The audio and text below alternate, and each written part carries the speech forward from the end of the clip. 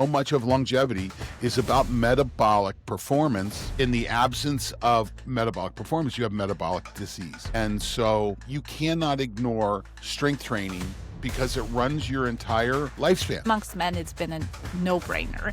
But now women are starting to pick up the heavy weights and really have those individuals like Dr. Gabrielle Lyon and Dr. Stacey Stims who talk about women, ladies, pick up those weights and lift some heavy stuff because your body needs it, especially as you're aging into menopause. Everyone wants to talk about stress, but stress is an important tool in performance. Stress is an important tool in improvement. Our body responds to the appropriate level of stress by getting stronger. And the question is, are we moving up that graph or are we moving down it? You know, let me tell you, you mentioned circus act. I have to share this.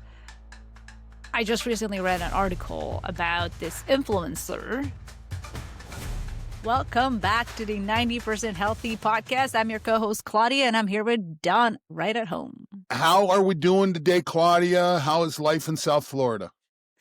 Life is good. I can't complain. A lot of connection with family, so it's good. Yeah, it's chilly up here in Ohio. We had sub-freezing weather last night, and so we've been dealing with that. So it's chilly up here. I don't have that.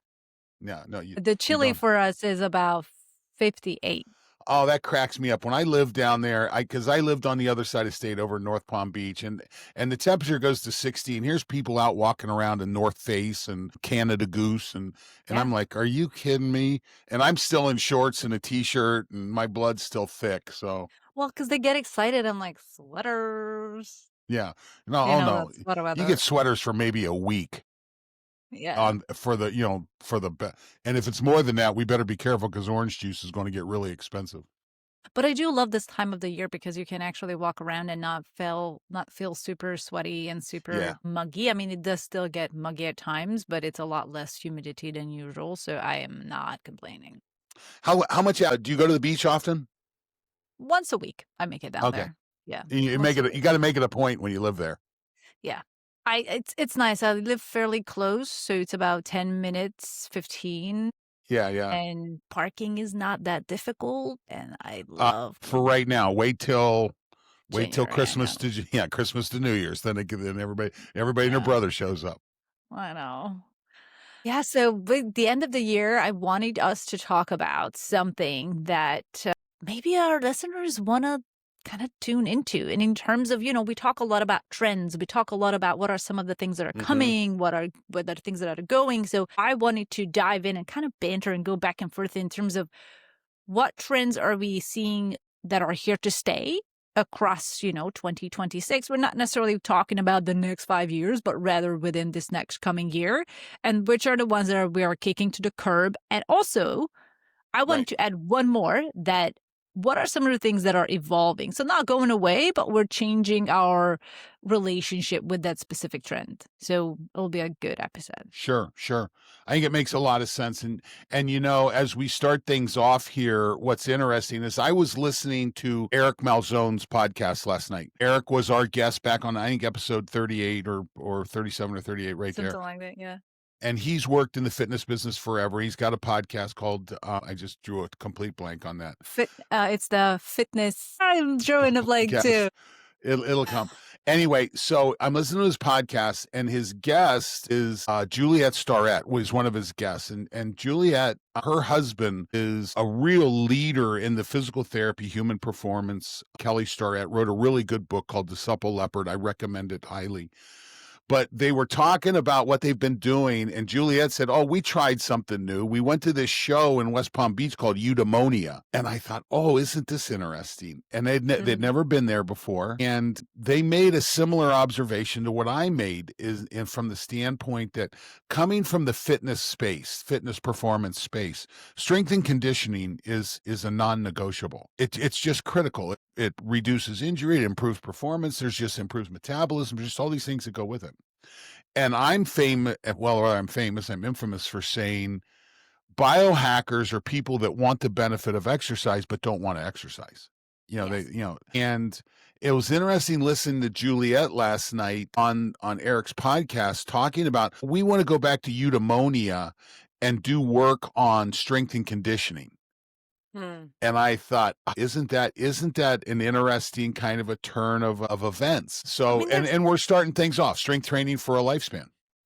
there's definitely, and you and I talk about this all the time, that we train for our next live event, Hmm. not live event, but the next live event. We Trainable life train events, to exactly. exactly because there are so many studies that are not coming out that strong bones, lean mass is critical for longevity, and not just for you to perform and go do a high rocks, but in order for you to live life at an optimal state where you can do the things you love, you can be there for your loved Right. ones, you can move as you need to move as your life progresses. So strength training is really becoming both, I mean, amongst men it's been a no-brainer, but now women are starting to pick up the heavy weights and really have those individuals Yeah. like Dr. Gabrielle Lyon and Dr. Stacey Stims who talk about women, ladies, pick up those weights and lift some heavy stuff because your body needs it, especially as you're aging into menopause.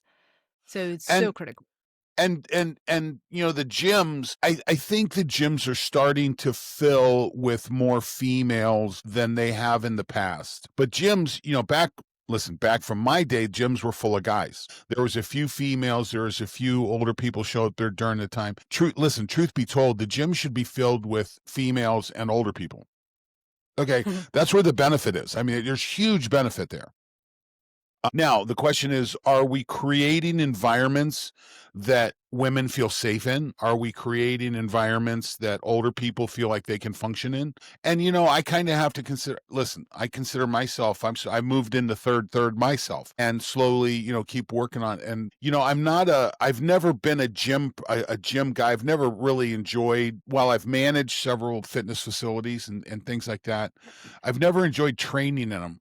Hmm. I like training by myself. Yeah. I'm kind of a lone wolf kind of a when it comes to training, so I just as soon do it myself. But, are we creating environments that we, as those that are looking for longevity benefits, the benefits of longevity, the benefits of long life, are we creating an environment that they can get into and function and do well in? You know, Again, Slowly, back to maybe. our conversation with Eric, I felt like for a long time the traditional club game was on its back heel. But when you talk to industry insiders, I mean, I was listening to them talk about the data from Equinox and Lifetime Fitness, and my God, these companies are doing phenomenal. Uh-huh. And then you throw in the big high, what do they call them?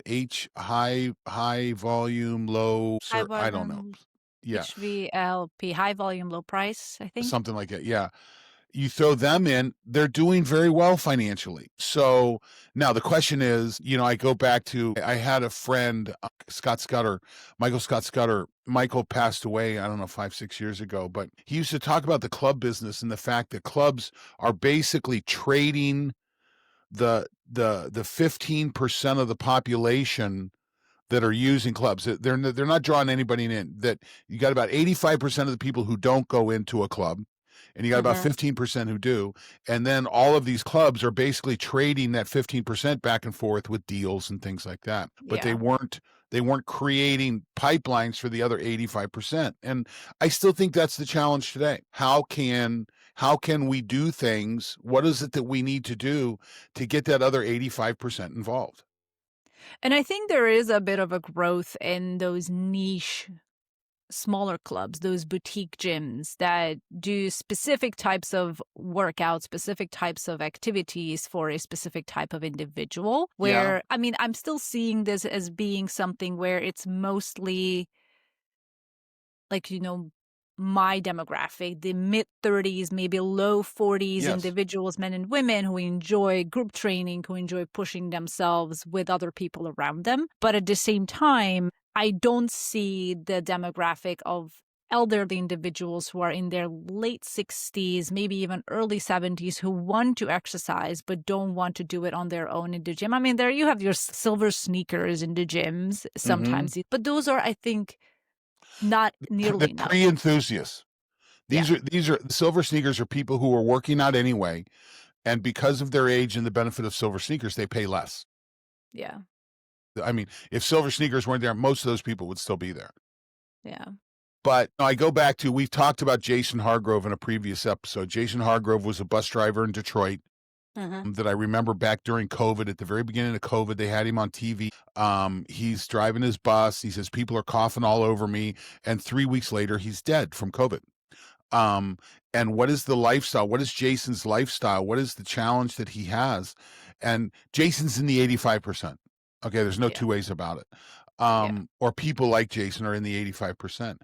And we have so much work to do, because so much of healthy living, so much of longevity is about metabolic performance, which, in the absence of metabolic performance, you have metabolic disease. And so, so listen, to go back and answer what are our trends, what's here to stay. You cannot ignore strength training. You can't ignore it, because it runs your entire lifespan. Yeah. I mean, And yep, it is what's literally giving you the biggest bang for your buck when it comes to without a using doubt. muscle as a longevity organ, and so many other pathways that get activated when you strength train that is related to, like you mentioned, metabolic health. And you Hmm. cannot live a long life without optimal metabolic functioning. But Right. you also can't train hard without recovering hard. So our next trend that we have talked about is looking at recovery as a KPI, as a key performance indicator. Hmm. As long as if you are, and I think this is one of the things that is here to stay. And we're seeing a surge of recovery modalities, not just in individual boutiques like your restores where you go only to recover, but these big box gyms, your Lifetimes, the Love Life in LA, a lot of different bigger gyms that are a little bit higher price but also higher value. They incorporate those recovery rooms so their members go to train there, but they also go to recover there. And then we'll Right. get into an additional perk there. But there's definitely recovery, something that is here to stay, and people are becoming more aware that it's something they need to dedicate time and money and energy toward, especially when it comes to HRV. Well, and the challenge, and listen, HRV is just that KPI. Yeah. Listen to us using three-letter acronyms. I know our listeners like, wait, So, what? yeah. So heart rate variability is it's basically your stress response system. Okay.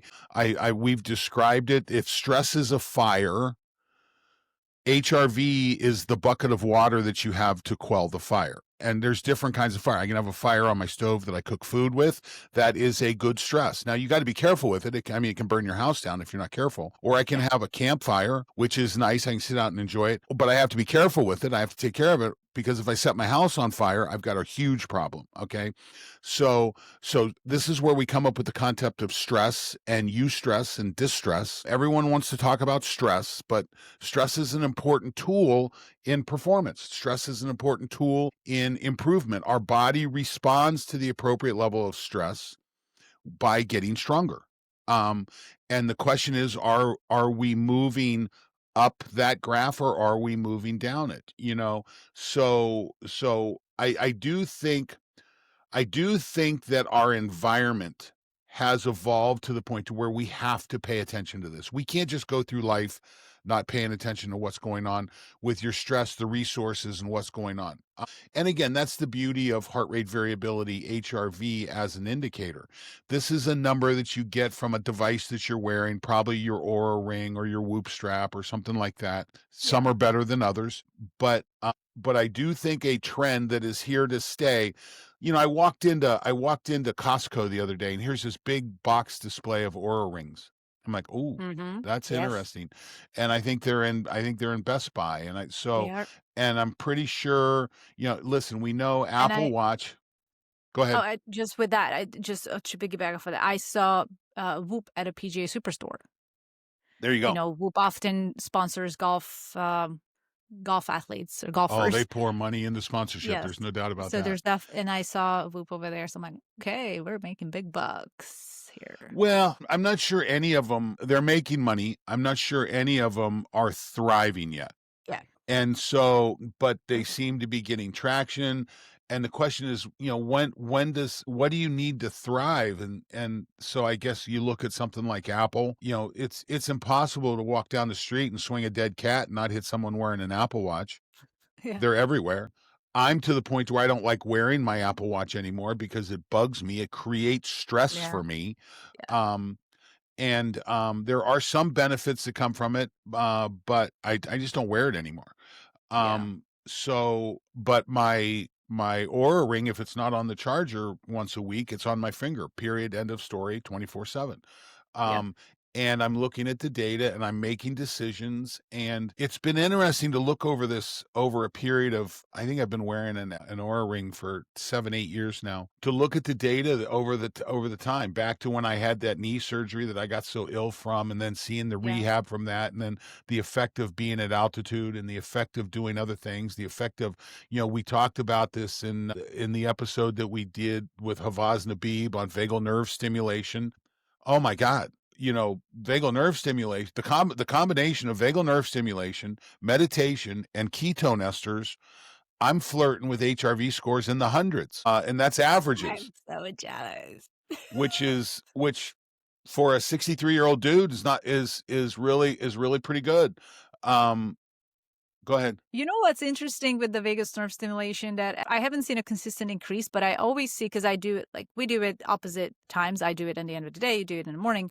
Right, But when I do it at the end of the day, literally before I close my eyes to sleep, right. I notice a significant boost with my HRV right before I fall asleep. Like it Oh, really? within like it goes straight up and then it goes back to my baseline or like within the next hour.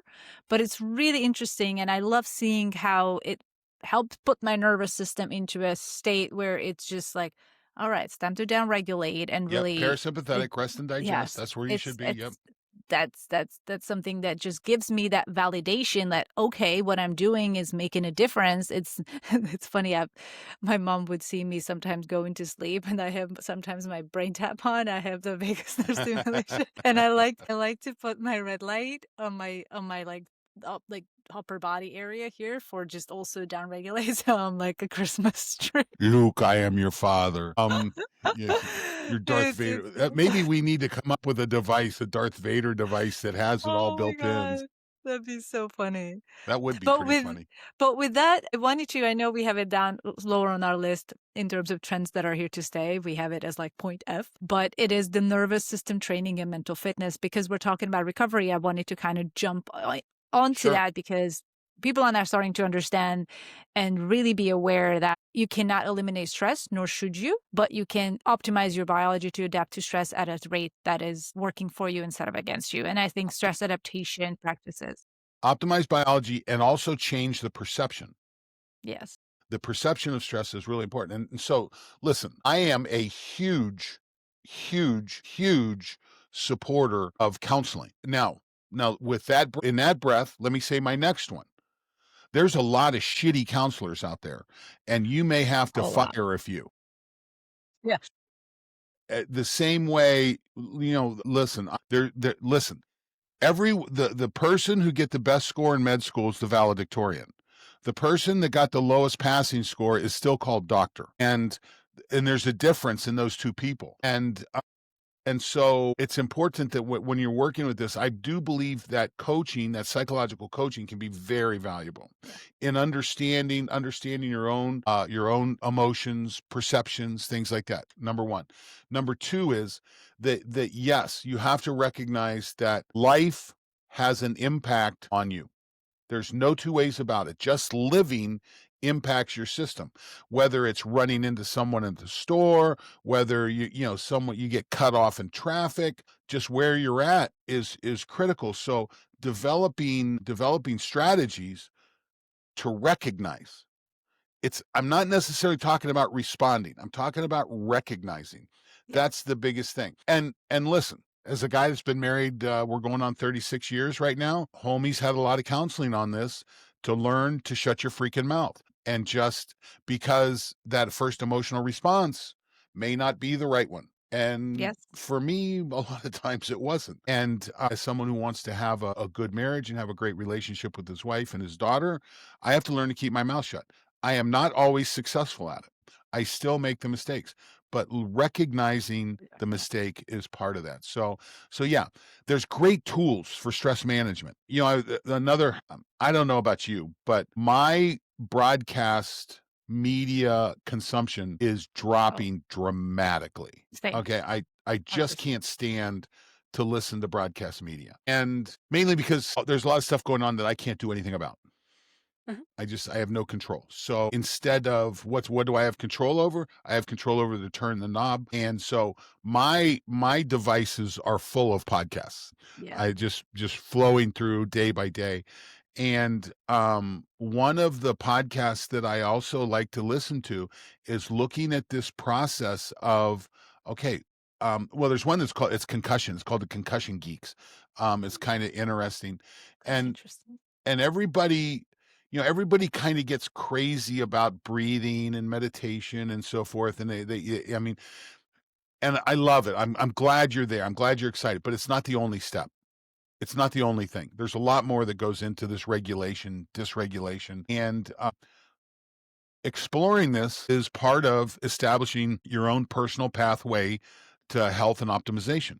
This is where exploring this comes from. So yeah, if anybody gets anything from the podcast, from our podcast, I would hope that we free you up, we take the shackles off you to be able to say, oh, I want to explore this, or I want to explore that. And if you have questions, let us know. Well, we're gonna go Yes, through a always. podcast today, but I hope that someone that's listening to this is interested in just exploring, because we're all different. Yeah, and I love that you brought up that emotional regulation because I do think this practice of understanding what you're feeling, being able to articulate it and put a word to it, because often people don't know what they're feeling because they Right. don't know how to describe that feeling. It's like it's something in my stomach or it's in my throat, and once you're able to put a word to it, then you're able to like, okay, this feeling I recognize it, then I can recognize it in the future, and I will build practices around it and steps that allow me to regulate myself emotionally and not react to the world around me in a way that's completely destructive. And it's very interesting because I am seeing a lot of people, whether it's family, friends, and of course, I don't see the 8 billion people in the world. So I don't know if it's like everybody's doing it. But I'm seeing in at least the circles that I move in and what I see across the internet, which also can be very biased, but I am seeing that a lot of people are looking into ways to learn how to regulate their emotions, whether it Hmm. is to just take a breath and not react right away, whether it is to try to understand where, if it's a trigger, where is it coming from? And that has to do with just also reading books, listening to podcasts, going to counseling, and really digging so you can be a more emotionally mature person as an adult. Because let me tell you, there are a lot of adults who still behave like children because their emotional Yeah. maturity is stuck. Yeah. They're No as doubt. soon as they're triggered, their inner child like comes right out. Well, and I think that's probably evidence of someone who's not paying attention to this, not owning Oh, their process. and 100%. and I think that's where, when we start talking about optimum health and wellness, or at least getting to 90% of optimum, Mhm. hence the title, Yes, yes. it's about ownership.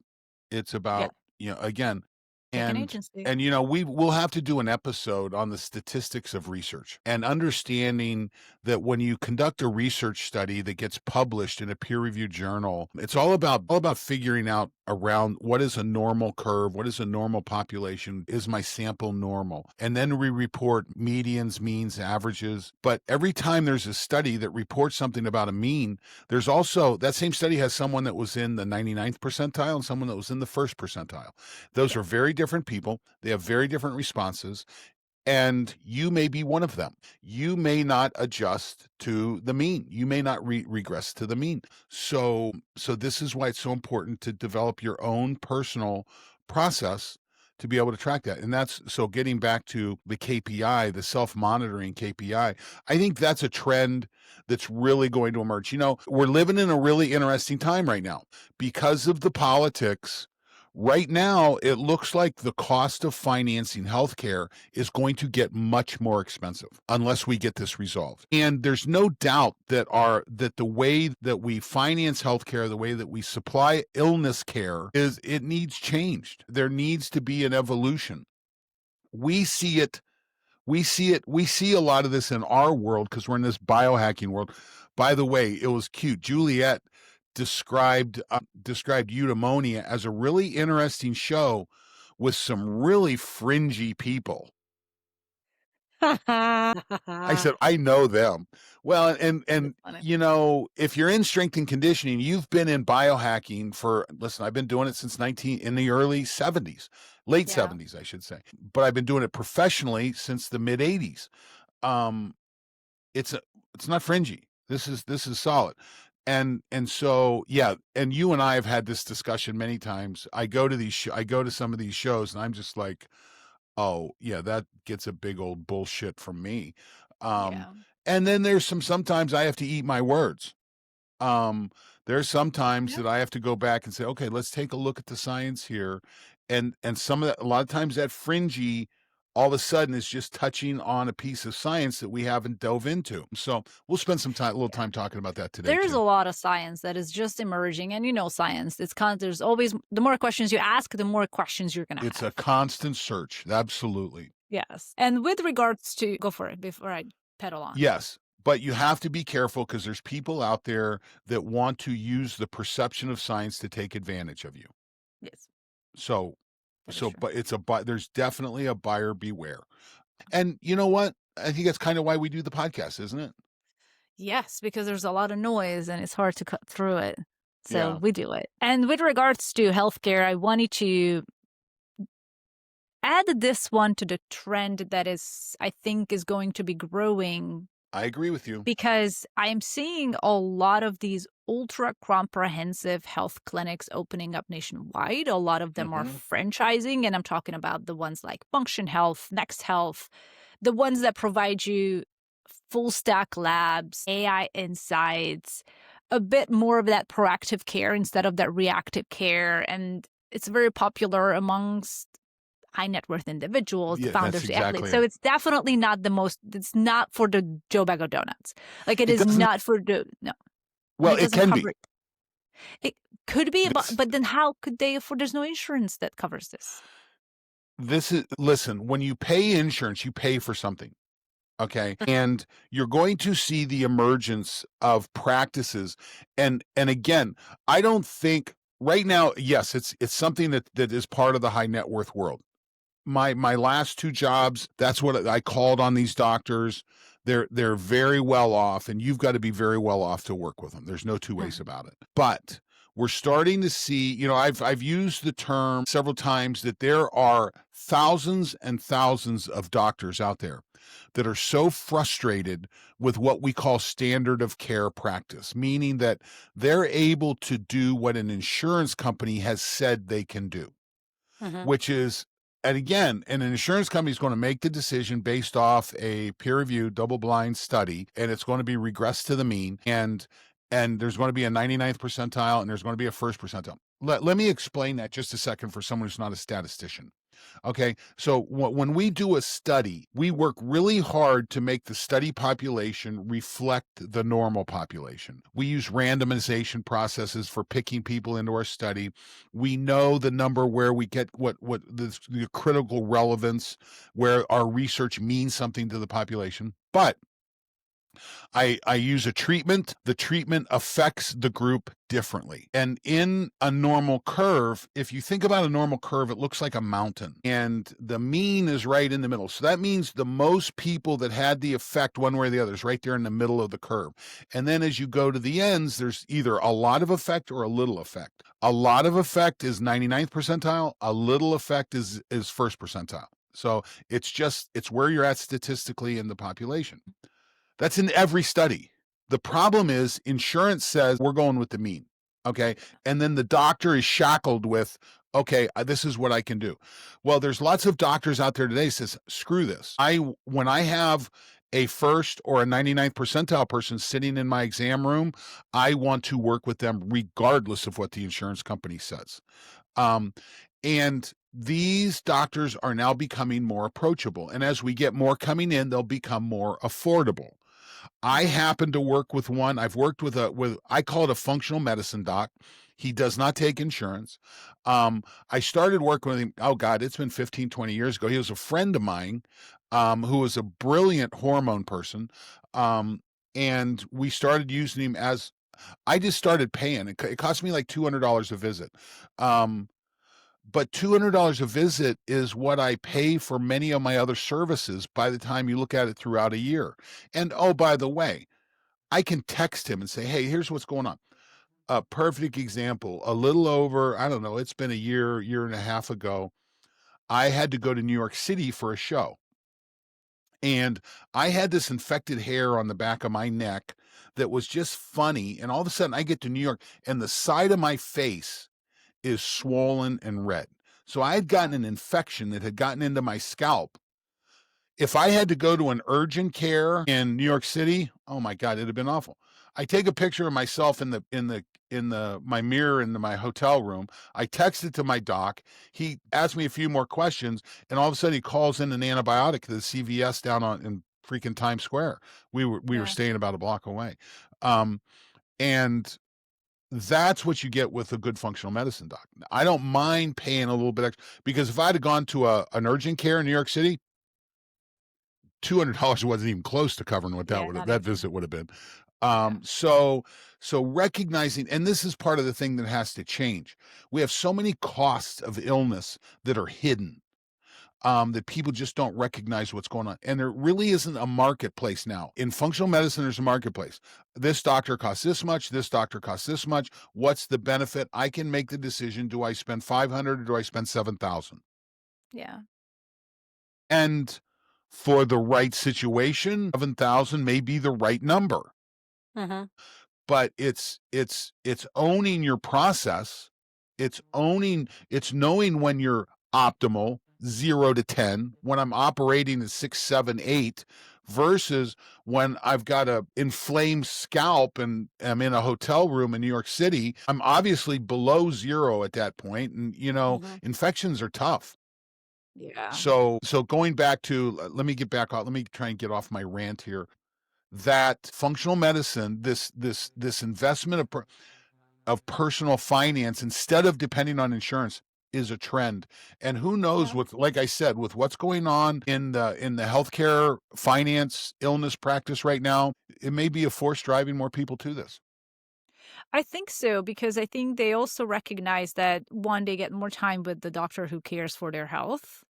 And two, they get a lot more personalized care and a lot more integrative care. And I Right. think people who really want to tap into this long term health, I want not a quick fix, but something that works long term, working with a functional medicine physician or integrative doctor really does give them the opportunity to look at body at a more holistic way as Yeah. opposed to just symptoms here, symptoms there. Let me fix this, let me fix that. And then looking upstream is not even a thing traditional Right. medicine sometimes does. So I think that's where I see these ultra comprehensive health clinics really tap into, okay, let me look at the individual as it is now, what happened in the Yep. past and how it will impact the future. So it's And becoming a it's bit of, going to become more affordable. But there's I no would doubt hope so. about that. It's Which working its way down. Which drives us into our next trend that I think is here to stay, and we've talked about this in our previous episode with the app that gives you a full body composition and assessment with just a selfie. And it is exactly how these apps are coming out, or even tools that are a lot more affordable, giving you quantifications on your current state of body, whether it's physical health, mental health, emotional health, etc., that are really critical when it comes to really understanding where you are at and where you're headed. So some things are becoming more affordable, which is nice. What an okay, I've said it 3 times in the podcast, all right. What an amazing time we live in. Yes. I don't want this to sound weird or or messy, but we're to the But let's point make it that messy. when you walk into your bathroom, you can walk into your bathroom naked. There will be a mirror there that will scan you and will give you a comprehensive status of your health. Um, this is incredible. Okay, Mhm. this is absolutely incredible. Again, we talked about it on episode, was that 41, with Justin Moore from Spreen. We talked about the app Yes. that measures your body comp with your phone. Um, we know that when we wear our Aura Ring to bed, it measures our nighttime resting heart rate, which will be analogous to my VO2, that as my VO2 improves, my nighttime resting heart rate will drop. So I now have an estimate of cardiovascular fitness. I get an HRV assessment, and whether that's coming from our wearable or, again, Justin was telling us about technology they have that they can scan your face and get your HRV. I mean, I'm not surprised. Apps constantly scan our face with our phone camera, looking at Sure. what are we looking at and giving us ads based on how much time I spent on this. Did my eyes squint? Am I more interested in that type of topics? I'm going to push you some ads with that type of Well, content. when you open up your phone, do you use a passcode or do you use a face code? Face. So I Every gave time I look at it my phone, away. I'm using my face. Yeah, it's scanning my face. So this is really interesting. I think that we are on the verge. It looks like there's a lot of money pouring into this. It looks like, oh my God, I am, everyone's AI this, AI that, AI this, AI that. Everyone's just trying to, strap it to whatever they can. Mm-hmm. Now, I do get inquiries from time to time from people that have legit AI applications that they're developing, and we have conversations about this. But our ability to aggregate extensive amounts of what's called N of one data. Klaudia, you are a N of one, a number. You're one person. I hope In so. research studies, we talk about N. That's the number of people in the study. Okay, minimum you need 280, and then depending on how much you want to impact the population, it grows. But Claudia's an N of one. Don's an N of one. Whoever's listening to this, you're an N of one. And again, one of us can be on one end of the statistical continuum and the other one can be on the other, and someone in the middle. You have three different reactions to a particular treatment or an effect. Understanding where your data comes together, and this is one of the beauties of what's going on with machine learning. Jason talked about this in the podcast, that they were doing AI before AI was a thing. Yeah. Part of AI is machine learning. They do an amazing job with that at Spreen and Elite HRV. So yeah, this is really cool. And again, I'm waiting. I don't know. We're going to go to a eudaimonia or a biohacking conference, and mark my words, there's going to be a mirror. And that mirror is, you spend $8,000 and you put this in your bathroom and it does a scan, and it's just a matter of time. Let's do it. Yeah. You want to start a company? I'm still concerned about the mirror taking pictures. I mean, you remember, I don't know if you remember when smart TVs first came out, they had cameras on them. They did? Oh, they had to shut that No. down. Yeah, they had to shut that shit down right Oh, away, wow. because people are like, whatever people are I doing mean, in front but I of their mean, TV. how people tape their little computer laptop cameras because they can be hacked. The same way that mirror camera can be hacked, and all of a sudden your mirror becomes somebody's television that they're watching you do whatever you do in your bathroom. That's the downside right there. And that may A be little the bit of a critical downside. obstacle that you can't get past. But I'm still optimistic that maybe we can do this and this stays internal. When we did the screen test, it asked us if it wanted to keep the images. Do you remember that? Oh, yes. And Yeah. I said no. Now, I think there's value. Listen, one of the single best promoters in the fitness space is you took pictures of your client, and as they got smaller, they got happier, and you Yeah. put this, and you see this all over social Comparison. Yeah. media. But it's a different story when you're in your bathroom by yourself. So Yeah. yeah, we've still Okay, got that to one deal more with. trend that is here to stay, and I wonder if episode is going to be a two-part episode, with the next pieces that we talk Okay. about going to be about what are things that are getting kicked to the curb. But this trend is something I'm seeing just from the angle, I write for different publications, and one of the couple of things that I've been writing lately is influencers and athletes launching their own health apps. So I'm seeing that a lot because there were, the apps that, like the Peloton app, the Nike app, there you can go and you can train with people through the app, and there are workouts, there are stretches of all types. And I'm seeing a lot of these influencers. Frankly, I don't know a lot of that world in terms of who are these Peloton influencers, who are these Nike influencers and athletes. Like, I don't know them. That's not the type of demographic I follow, but they come across my world in writing about health and performance and fitness. And keep getting profile pitches from PR people like XYZ just launched a new app where she offers training, nutrition guidance, meal planning, recipes, workouts from like HIIT, yoga, boxing. Mm-hmm. And I think it's becoming popular because these individuals have built a community of followers around them. And I think this sort of indirectly or directly paddles into the trend that I'm also seeing, which is things, the more something is community led, the more powerful and the more successful it may be. It seemed to be that community is becoming a commodity, like become part of this Absolutely. community. You know, 100%. I think about this often because in previous podcasts we've talked about what I call rocks in the jar of longevity and performance. The four big rocks in the jar are movement, you hack it with exercise; nutrient dense food, you hack that with supplements; sleep, you don't hack sleep, but you hack the sleep environment; and light, how you get and you can hack light with red light panels and things like that. But that goes into the jar of purpose. What is your purpose?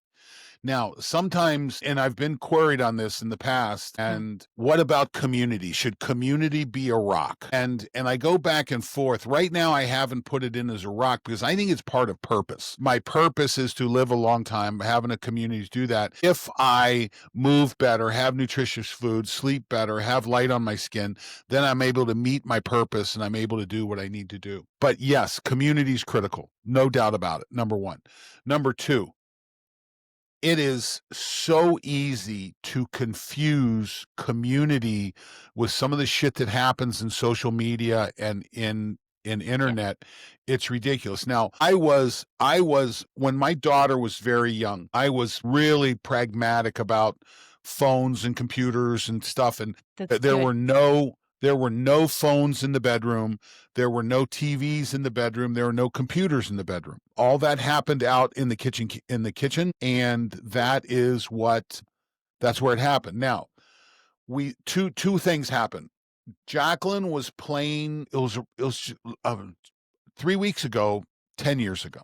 10 years and 3 weeks ago. She was invited to go down to Florida to play in a lacrosse tournament with this team from Boston. We lived in Central Ohio, and she was invited to go down and play with this team from Boston. And we get down to Disney, and we're at in this Disney City thing, and we meet with the rest of the team, and here are these little girls, just this community just emerging. And I'm watching this happen. And then I watch them all whip out their phones and exchange contacts. And then I watch my daughter maintain relationships with these kids for the next decade. Yeah. And I go, that is awesome. Okay. And what a valuable benefit. I mean, and she played multiple sports and just has these communities everywhere that she manages through her phone. Very cool. The second thing that happened, she came in and asked me a calculus question. She was in high school calculus, and I looked at it and I'm just like, babes, I don't have it. I can't help you on this. It's been too long. And she takes a picture of the question, texts it to a friend. I watch this happen. The text comes back with not the answer, but the explanation of how to get the answer, what she was That's asking nice. me for. And I'm like, oh, yeah, daddy liked that. And so but then there's the other side. There's the bullshit side of it. There's Yeah. the influencer side of it, which I am very pessimistic on. I think online influencers, listen, you Deep and I rabbit are hole. online influencers. Okay. But we have yet to do, well, I have yet to do a video of me at the gym doing exercise. You're never going to see that. Okay. Yeah. You're never going to see me filming I shouldn't say never, who knows, but there's so much of that crap, and it's turned into circus acts Yeah. that I'm watching these, and then I'm wondering You know, if I go to the gym, do I have to have a camera and film what I do? I mean that's because I see so much of it. So there's two sides of that. What is a real community and what is bullshit? let me tell you, you mentioned circus act. I have to share this. I just recently read an article about this influencer who passed away last month. Oh my God. He was 30 years old and he wanted to do these crazy, like lose 25 kilograms, which is like what, 60, 50, 40 50 pounds, pounds, yeah. 50 pounds, and then regain it. So there was extremism for the Yep. sake of Yep. followers. And it's like, dude, it's insane. There's no relative understanding. It's just, listen, we had a common contact last week called me about a goal he has set for himself that's pretty extreme. And listen, you will never hear me say, yeah, you can't do that. That'll never come out of my mouth, because people said that to me and I proved them wrong. I mean, literally, you want to get me fired up, tell me I can't do something, and then watch out. And watch me do it. Yeah, then watch out. But it's informed. He was at least cognizant enough that he reached out to you first. You had referred him to me. We have a decent conversation. We helped move the needle on some of the things he was doing in his program. And listen, extreme is all in the consumption of it's all in the consumer. But this stuff on social media, I'm actually feeling like social media is beginning to trend down to a certain degree. And I hope so. I hope it goes back to what it was. But again, these circus acts that you see, that is not community. That influencer, I've talked about it, influencer like Beanie Babies, back when they first came out, oh, go get them. You're going to make $1 million. And now everybody's got a plastic tub full of Beanie Babies in their basement that aren't worth anything. And I think that there's a few young ladies that will monetize their Instagram to an OnlyFans, and they may make some money from that. But there's a lot of Beanie Babies that are in plastic tubs in the basement. Yeah. And I think, so be careful, buyer beware on that. And Big time. listen, that's why we do what we do. We hope to be part of an influencer community that you can trust. Yeah, and I think just to wrap this trend up, there are influencers who have integrity, who lead with Yes. science, who do the due diligence to actually provide information or products that is not just for them to make an extra buck, but they Right. truly would help their community. It's just really hard to filter them out and find and recognize who is who, because the saturation is insane.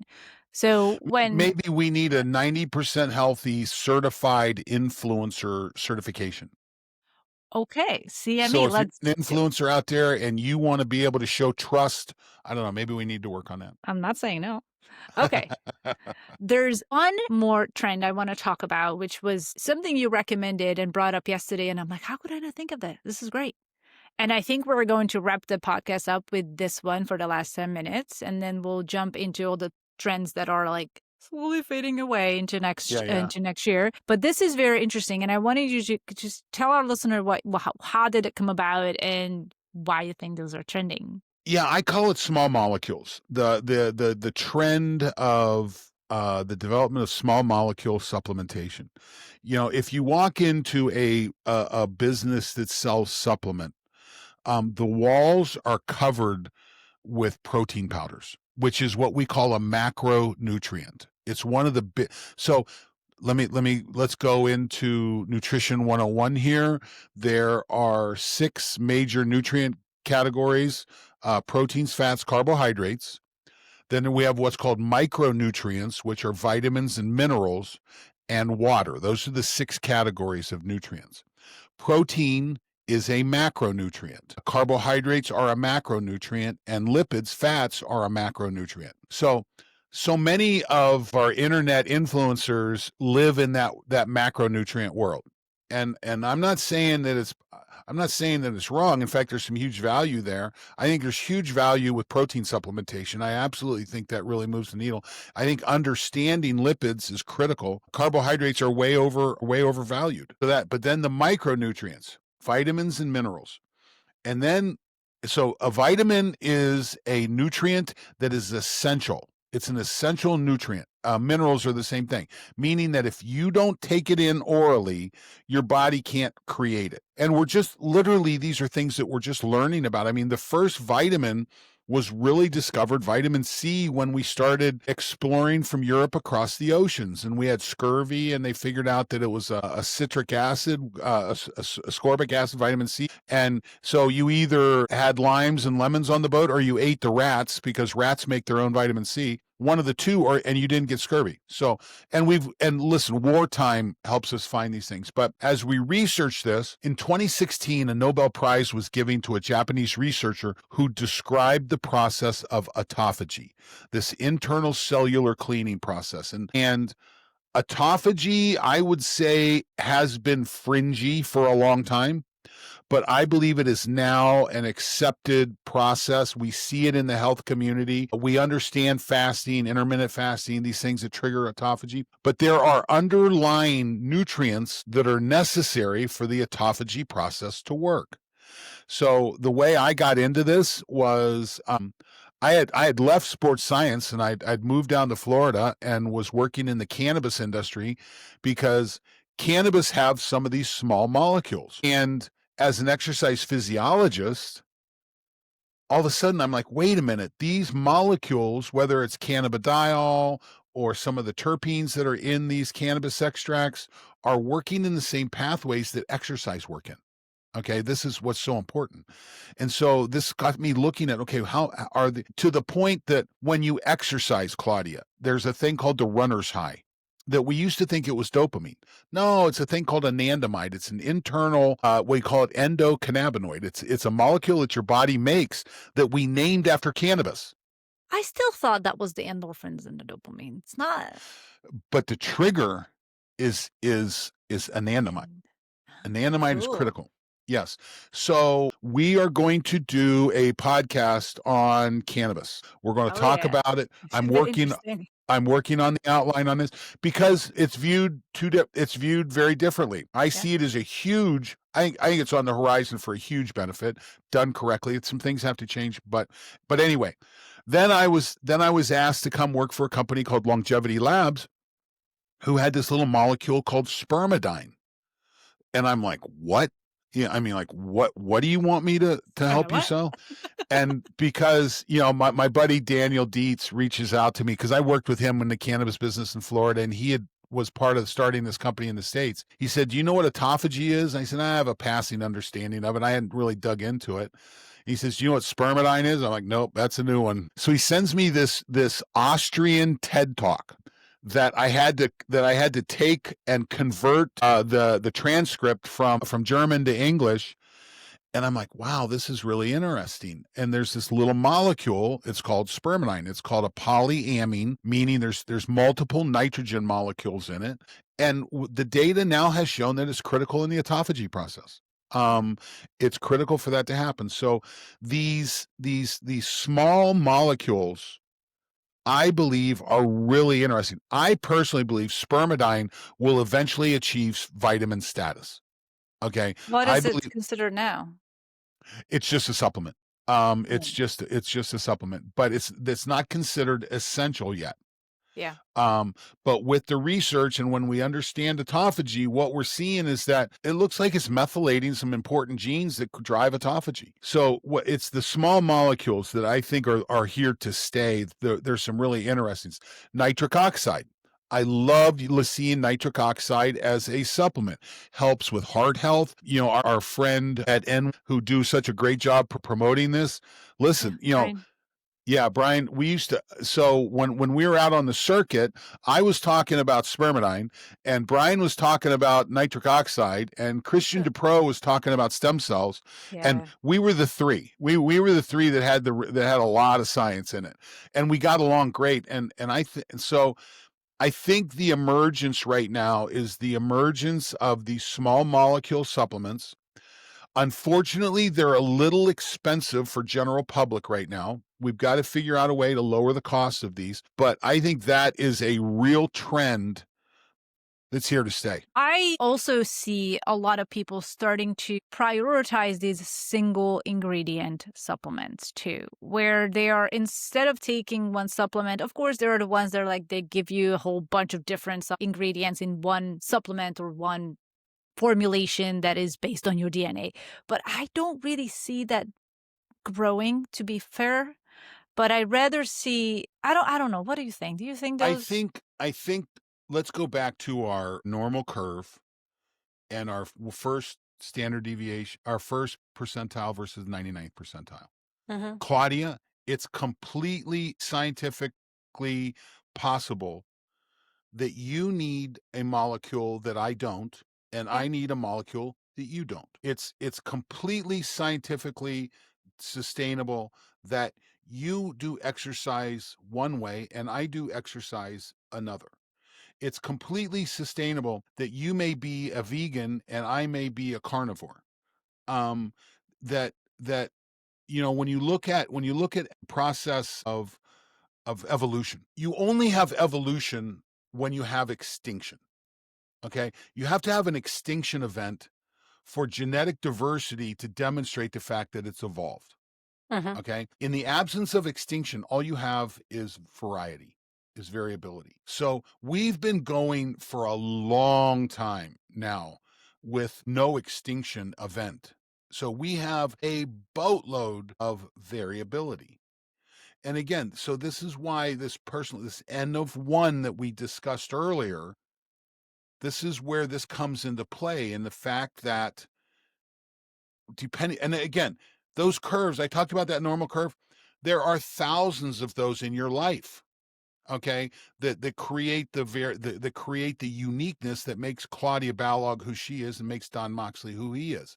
Um, there are some obvious differences. You're a female, I'm a male. That's a big genetic Yeah. difference. But I think this is one of the things that makes such a big difference and why I'm so optimistic about it.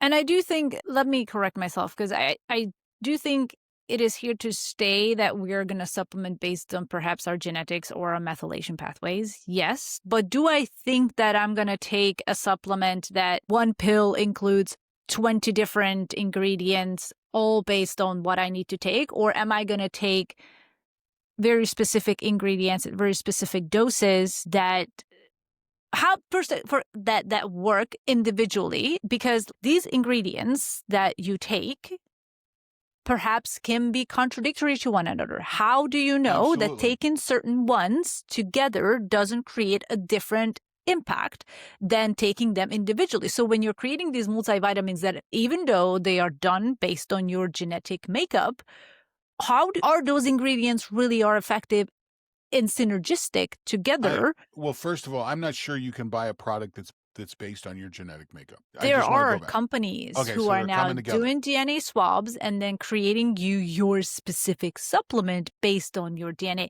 So I don't know. I don't either, but here's what I do know. You create a set of key performance indicators for yourself.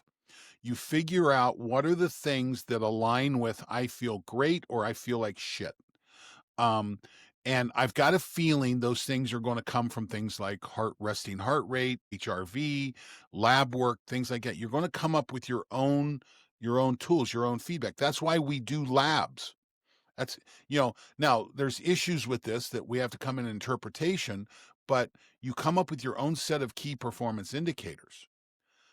Those key performance indicators help you achieve trainable life events. Okay. That when you say, hey, my niece is getting married next year, this is going to be a party. We are going to be on for this. Okay. Hmm. And you train for that event. Yeah. Or, listen, we had a major change in our family's trainable life events this year when my daughter injured her knees. We were supposed to be in Las Vegas this week and then Lake Tahoe next week skiing. Well, my daughter had pretty significant knee injuries. We're east. We're staying east this year.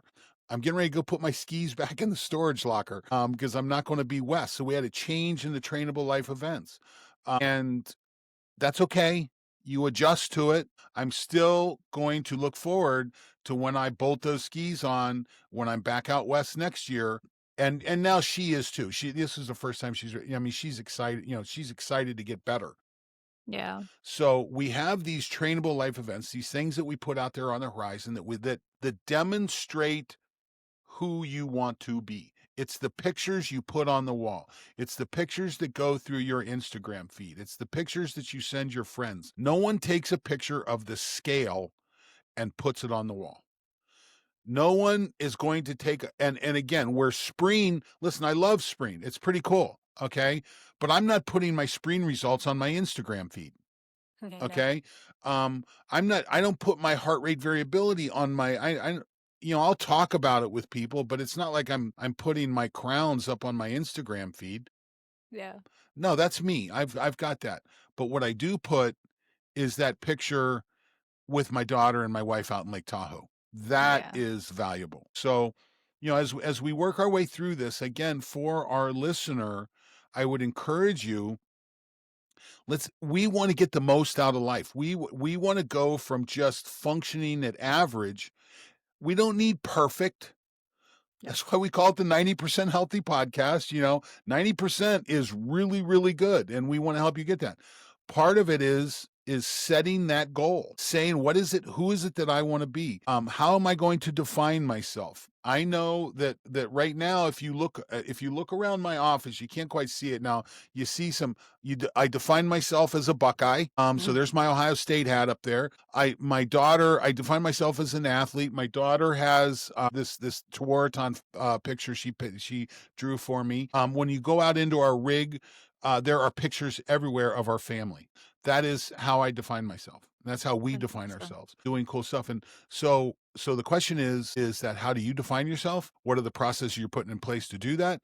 What are your key performance indicators that you're monitoring on a daily basis that are going to lead to a great event, either that wedding on the beach in Naples or that ski trip in the mountains in Tahoe or that trip to Europe or whatever you do? Make sure you get the most out of it. I sure do. And also, it all comes down to really understanding who you are. And none of it that we talked about would actually make a significant change in anybody's life unless they know where they are, where they want to go. Like you said, those That's part of a are map. so key. That's Yep, so, that's so part of the key. So, journey.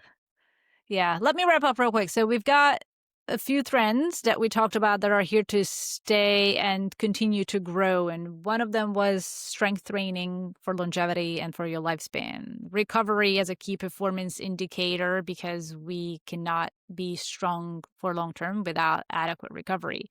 We've got the ultra comprehensive health clinics that are providing ultra comprehensive assessments and a proactive care to a lot of people. Hopefully will become more affordable and more Keep an accessible eye to on 'em. others. And then also the things that are becoming more accessible and affordable are apps that are giving you assessment of your health, whether it's physical, emotional, or mental, or what have you.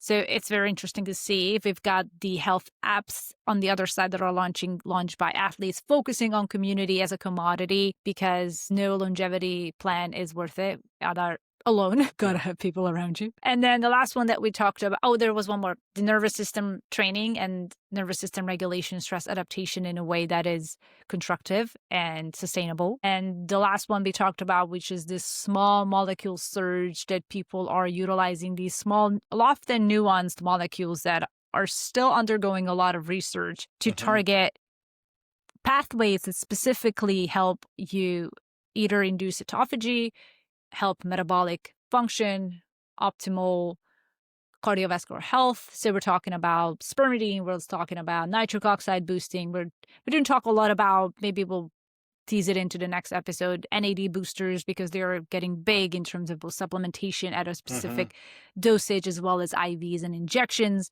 And then we've got berberine and metformin is continuing to grow as a also microdosing longevity supplement, not just a type 2 diabetics drug.